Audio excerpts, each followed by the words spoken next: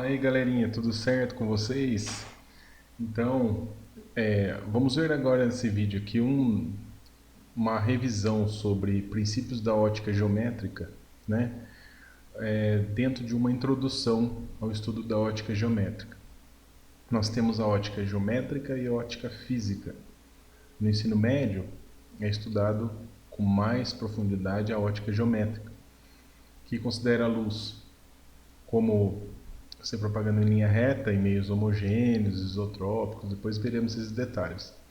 E a partir disso, por que é geométrica? Porque se a luz se propaga em linha reta, né, ela tem uma simetria para reflexão, respeita leis geométricas para refração, ou seja, seus desvios, né? Então o título aqui, luz, feixes, fontes, meios, princípios e câmara escura de orifícios, né? Então nós vamos ver agora o que nós podemos estudar aqui sobre esses assuntos. Primeira coisa, a luz, né? O que ela é? Uma forma de energia, tá? Então ela se propaga por meio de ondas eletromagnéticas, né? Então temos exemplos aí, a luz do sol, que é uma estrela, a luz de uma lâmpada incandescente ou de LED, a chama de uma vela, a luz proveniente aí de um dispositivo que causa refração, nesse caso aqui está ocorrendo um fenômeno chamado de dispersão da luz, né? Onde a luz branca entra em um prisma e ela sai dispersa, ou seja, nas várias cores que formam a luz branca, tá? Os feixes de luz, né? Feixes, ou também chamado pincéis de luz, podem ser divergentes, ou seja, quando eles saem de um ponto e se espalham, então eles divergem, né? Ou convergente, quando eles vêm paralelos, por exemplo, passam por uma lupa e convergem para um único ponto, então eles vão fechar em um ponto. Ou feixe cilíndrico, que os raios eles são todos paralelos, certo? Então, aqui nós temos um esquema, por exemplo, que mostra a faixa de luz visível, né? O espectro eletromagnético, né? Só essa faixa de luz visível, observando que a frequência mais baixa é do vermelho, que é 4 vezes 10 elevado a 14 Hz, e a frequência mais alta é do violeta, 7,5 vezes 10 a 14 Hz. Todas as cores que nós conhecemos estão compreendidas nessa faixa de frequência. Bom, em contrapartida, nós temos o comprimento de onda, da onda eletromagnética, que ela no caso, é menor para maior frequência e vice-versa. Ela é maior para menor frequência. Então, o comprimento de onda é crescente indo para o vermelho, enquanto a frequência é crescente indo para o violeta, tá certo? Outra informação importante é a velocidade da luz, né, no vácuo e no ar aproximadamente vale 3 vezes 10 oitava metros por segundo, né? Então isso é uma informação muito importante. Bom, quanto aos meios ópticos, né? Os meios podem ser transparentes, translúcidos, opacos, né? O transparente permite que a luz passe e não sofra desvios quando ele incide com 90 graus, né?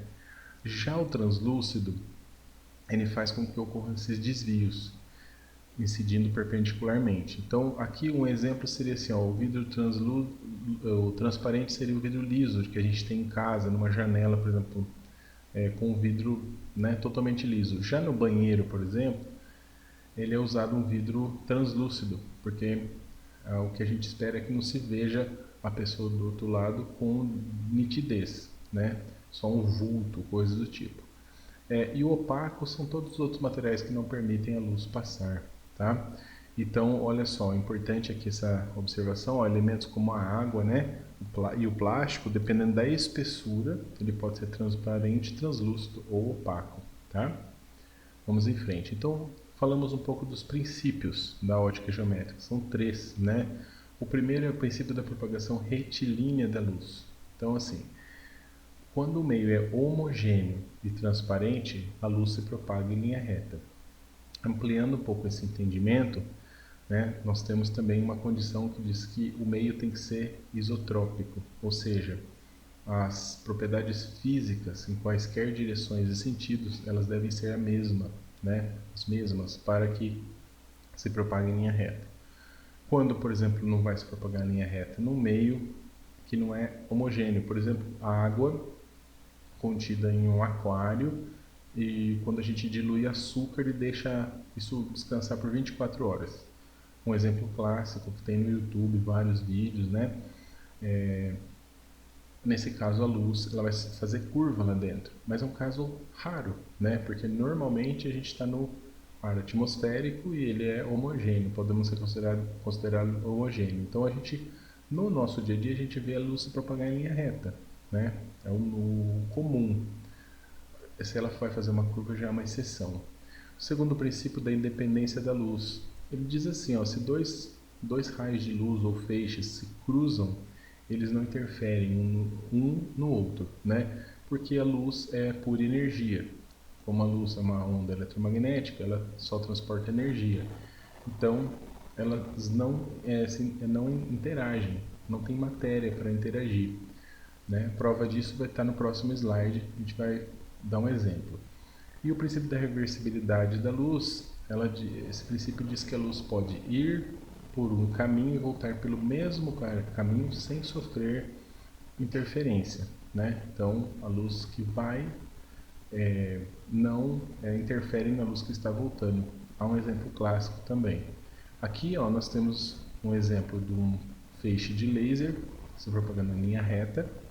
Aqui, iluminação de um show, por exemplo, pode ver que os raios, os feixes de luz verdes, por exemplo, e os amarelos, quando se cruzam, não mudam a direção, né? Então, esse é o segundo princípio. E o terceiro, se uma pessoa olha no espelho e consegue ver a sua pupila, né, do olho, é uma prova de que a luz sofre reversibilidade. Ou seja, o raio de luz saiu da pessoa, foi até o espelho, voltou pelo mesmo caminho e incidiu na pupila para a gente poder enxergar. Tudo bem? Bom, câmara escura de orifício. Esse é um outro tópico estudado na introdução à ótica. Bom, o que é uma câmara escura de orifício? Esse é um modelo que representa alguns dispositivos ópticos, sejam eles naturais ou construídos pelo homem, tecnologias. No caso natural, seria o olho humano, né? O olho tem a pupila, então aqui o orifício seria essa pupila, e a luz saindo, por exemplo, de uma vela, do topo de uma vela, ele se propaga em linha reta, passa pelo orifício e incide na parte mais baixa do anteparo, no caso do olho vai ser a retina. E esse objeto pode ser uma vela, qualquer outro objeto, a parte mais baixa dele emite a luz, né? E passa pela pupila e incide na parte mais alta do anteparo, que é a retina, formando a imagem de ponta cabeça, né? Então, esse é o princípio do olho humano, por exemplo, mas é o mesmo da máquina fotográfica, da antiga, da atual, que usa CCD em celulares, né? Agora, o que a gente estuda disso daqui? São as proporções, né? Observando aqui, nós temos triângulos semelhantes, né? Triângulos semelhantes. Então, eu vou chamar de O, que é a altura do objeto, e I, a altura da imagem.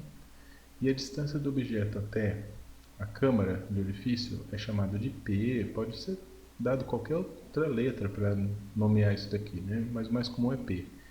E a profundidade da câmara a gente chama de P'. Sendo assim, podemos fazer uma razão e proporção. A imagem dividida pelo objeto, por exemplo, ó, que é, no caso, a altura dos triângulos, né? É igual à proporção entre os comprimentos, a base, vamos dizer assim. Então, se I dividido por O fica de um lado, isso tem que ser igual a P' sobre P. Poderia ser O sobre P, deixa eu voltar aqui. O sobre P igual a I por P', e assim sucessivamente, tá? São probleminhas que aparecem também vestibulares aí pra gente, e são problemas relativamente simples, tá? Bom, falando um pouco de fenômenos agora, que faz parte da introdução à ótica, nós temos a reflexão da luz, que pode ser especular ou difusa. A especular é quando ocorre simetria, né? Exemplo, um espelho. E a difusa é quando não tem simetria dos raios de luz, ou seja, por exemplo, essa luz incidiu na parede, que é opaca. Então a gente vê a parede, mas a gente não vê detalhes da reflexão, enquanto no espelho, que é especular, a gente consegue ver detalhes da imagem refletida, tá? Refração da luz. Esse fenômeno é quando a luz passa de um meio material para outro, no caso transparentes. Um exemplo típico é do ar para a água e vice-versa, né? Nesse caso, ela pode ou não sofrer desvio, tá? Mas uma característica muito importante aqui a ser lembrada é que sempre ocorrerá alteração da velocidade da luz, tá? Bom, só há um caso em que não há mudança da direção do raio de luz, é quando ela incide perpendicularmente na superfície de separação. Nos demais casos, sempre haverá um desvio do raio de luz. Agora, importante saber que em todos os casos a velocidade se altera, aumentando ou diminuindo. É por isso que a gente vê um lápis em um copo d'água, por exemplo, parecendo quebrado, né? Na verdade, ele não está quebrado. Como a luz desvia dentro do copo, né, nós vemos ela deslocada, tá? Mas este é o fenômeno da refração, tá?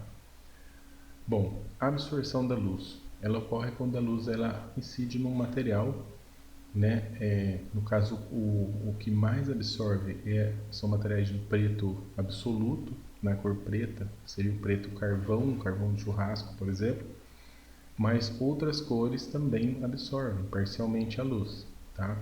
Então, esse fenômeno da absorção da luz está relacionado com o aumento da energia da superfície absorvedora, ou seja, o aquecimento, né? Essa explicação, por exemplo, é a explicação porque uma camiseta preta é mais quente num dia de sol intenso que uma branca, né? Porque o preto absorve quase toda a energia dessa luz, tá? Dispersão da luz, outro fenômeno. A dispersão é quando a luz branca, e vale lembrar que a luz branca não é a luz aquela que parece branca em casa, de uma lâmpada LED ou fluorescente. A luz branca é a luz do sol ou da lâmpada incandescente, que parece uma luz meio amarelada, né? Luz do fogo, por exemplo, né? De uma chama, de uma vela. Essa é chamada branca, é a mais completa. Ao passar por um prisma, né?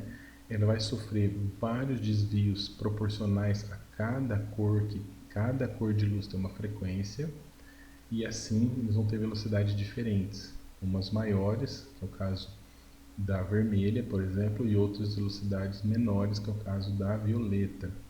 Sendo assim, aparece o que o pessoal fala Pink Floyd, que é a capa do disco da banda Pink Floyd, mas na verdade isso é a dispersão da luz. Nessa dispersão faz com que apareçam todas as cores que formam a luz branca, tá? Que seria assim o aspecto de arco-íris, tá certo? Bom, eclipses. Os eclipses classicamente fazem parte da introdução à ótica geométrica. O eclipse solar e o lunar, né? Então, primeiro, o eclipse solar, né? É quando a Lua fica entre o Sol e a Terra, interrompendo a passagem de luz ao incidir na Terra, né? Ele só acontece na Lua nova, certo? Então, tem que prestar muita atenção nisso, porque esse eclipse ele é raro, né? A maioria das pessoas nunca teve a chance de ver um eclipse desse. As pessoas aí que são nascidas aí de 90 para cá, 1990 para cá, né? Vamos ver por quê. Olha só, aqui estão algumas datas, né? De 2018, 2019, 2020 até 2021. Pode ver que não é visível no Brasil, ó, tá? Nenhuma ocasião foi visível no Brasil. Se a gente fizer uma regressão, faz muito tempo que não se vê eclipse no Brasil, não é possível ver. Talvez parcial em alguns pontos, mas total é raro quem já viu, tá? Já o eclipse lunar é muito comum, né? Ele ocorre quando a Lua está a Lua tá na fase cheia, né? Lua cheia é quando a Terra fica entre o Sol e a Lua, interrompendo a passagem de luz até a Lua, tá? Bom, aí vem aquela pergunta, por que não tem eclipse toda a Lua cheia? Porque nós temos aqui as órbitas da Terra em volta do Sol e da Lua em volta da Terra, elas não são coplanares, né? São levemente inclinadas.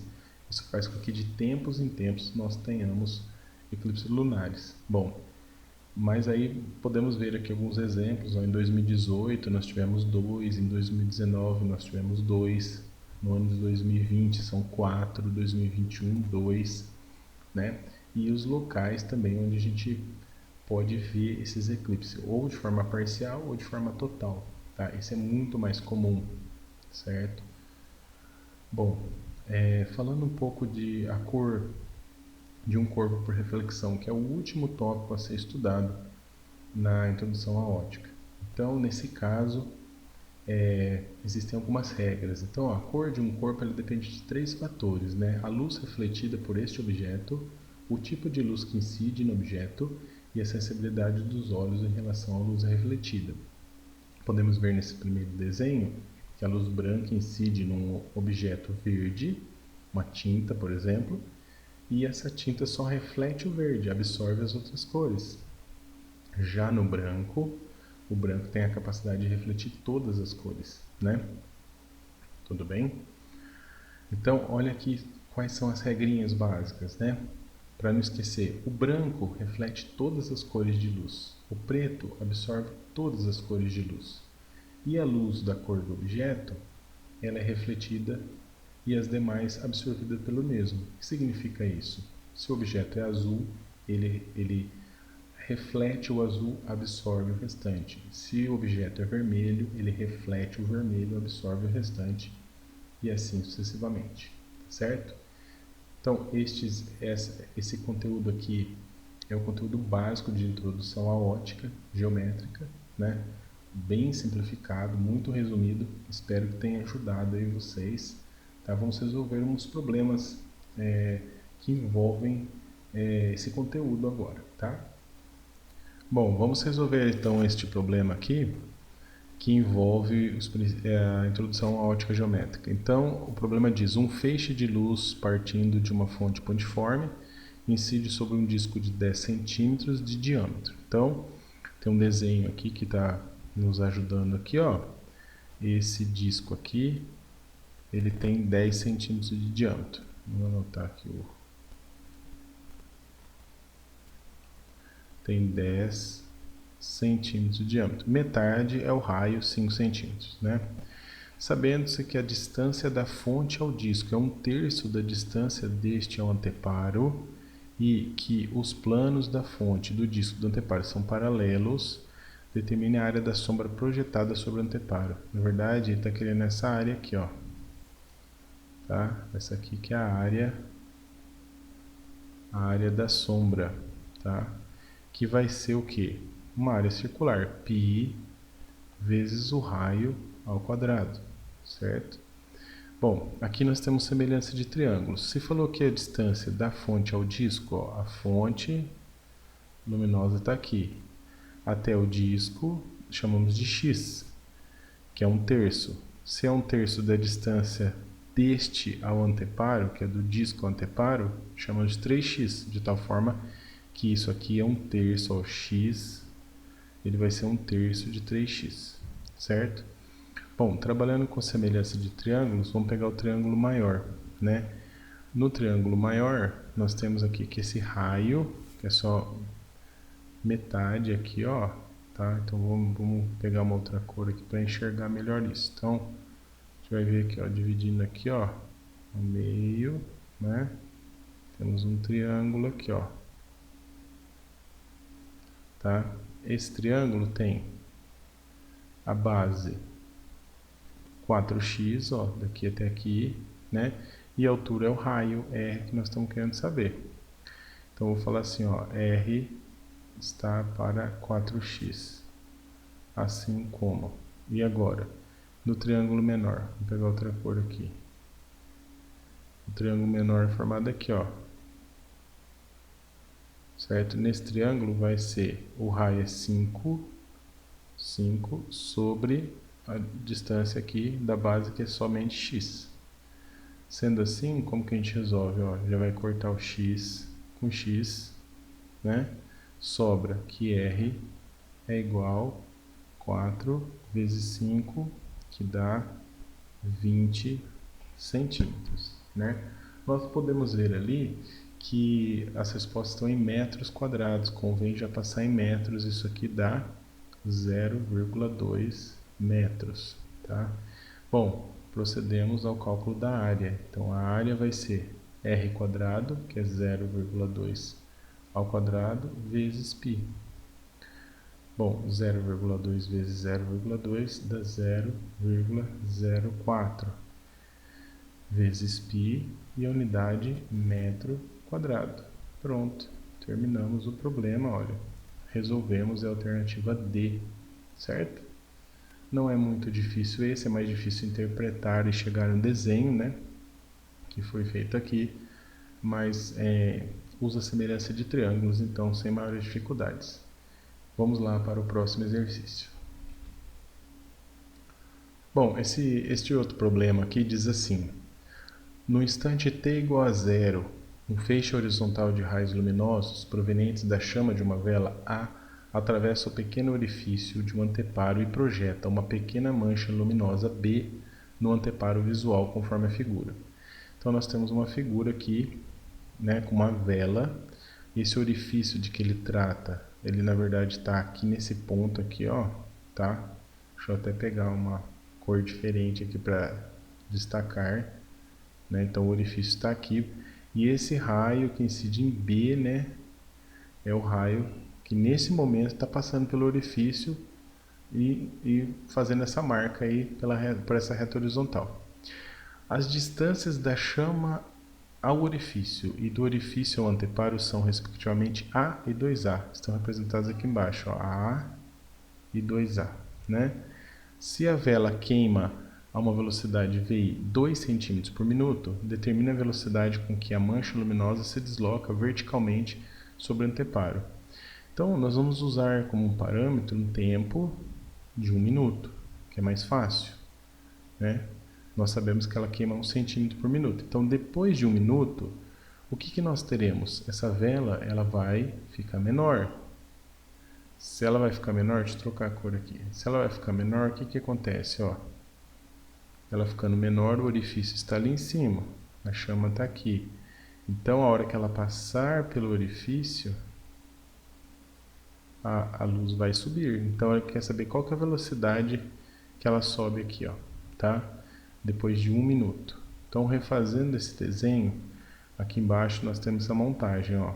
A vela reduziu 2 centímetros porque a velocidade dela é de 2 centímetros por minuto. Passou 1 minuto, a gente colocou como referência. Então, ela está 2 centímetros abaixo aqui da referência. Então, aqui, ó, marca 2 centímetros abaixo dessa referência que ela tinha. A e 2A foram dados. 2 essa distância. E aí, a distância que a gente quer saber, ó, marcado daqui aqui, ó, é o quanto ela andou, esse x aqui, tá? Bom, o que nós faremos? Semelhança de triângulos de novo, né? Olha só, vamos pegar esse triângulo pequeno. Esse triângulo pequeno tem altura 2, aqui ó, altura 2 e base A. Então vai ficar 2 está para A, assim como, e eu do outro lado aqui no triângulo grande, né? No maior. A altura aqui é 2 mais x, ó, 2 mais x está para quanto? A base 3A, 2A mais A, 3A, certo? De cara vai cortar o A, e ó, corta. E agora, o que nós teremos aqui?